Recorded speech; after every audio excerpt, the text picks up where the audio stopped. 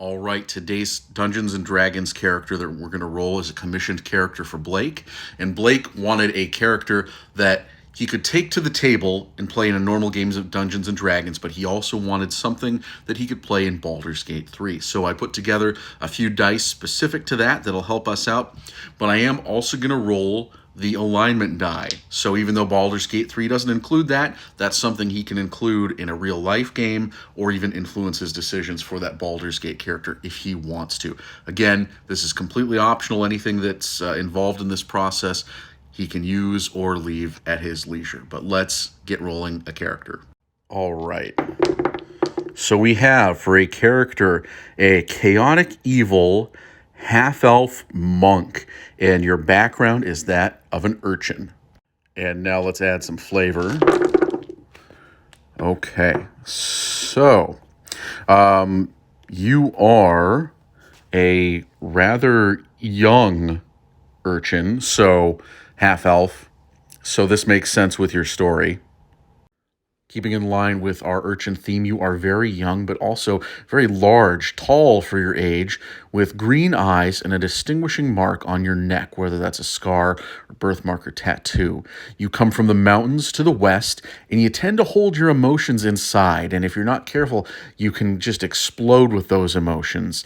But if you're in a tight situation, you kind of become rather smarmy and smart alecky. You definitely talk a lot more, which is interesting because you're quiet most of the time, but it seems in combat that's when you're the most comfortable and that Spider-Man energy kind of comes out. You carry with you a magic potion that you don't understand, but it's a blue glass bottle containing a liquid stone that's cool to the touch, but you're not sure what it does, and you're kind of afraid to find out. Your work is mostly with that of a religious order, and it hasn't made you much money at all in your time with them. And you are on a quest for freedom.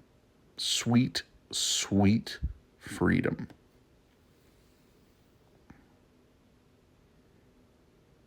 And you are on a quest for freedom. So Blake wants everything to get his character set up. So we're going to roll for the subclass, and we have, let's see, a 2. That's going to get us the way of the 4 elements. Okay, let's roll for some stats here. So we have a 17, a 13, a 12, a 17. Oh, you're kidding me. A 17 and a 7. Okay. I don't know how that's going to work in the game. I've heard it only lets you input things up to 15. So you can at least get the highest for, max out the stats where you want. But that's an incredible roll. Okay, and let's give our half-elf a name. And we're going to call you Bellafor Madfists. And this was a really good roll. Again, we have a story in itself right here, just from the die roll. Bellafor, you, of course, as your background depicts, began your life as an urchin without a family living on the streets. Now, we have the die connecting you to religion in some way. I'm going to say you were taken in by a cult. You didn't know it at the time. It was just this group, this organization that welcomed you in, made you feel like you belonged there. And later on in your life, you found out you're indoctrinated. They have this belief, this goal that they're working towards, and you have been a part of that. Now, the organization that you belong to, the true name is really only known by those at the highest level. But those in the lower levels, like yourself and the people on the streets who are aware of it, know it as the Cult of the Seven Deaths.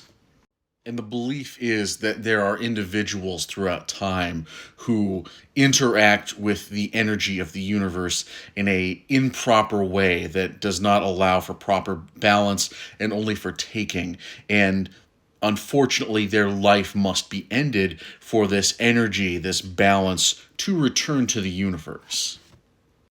Now, again, you in the lower levels of this cult don't really have a sound idea of what's going to happen when that seventh death occurs. There is talk that it will usher in a new heaven on earth utopia for all who still exist, while others say it will conclude the universe's business and all time and all things will come to an end.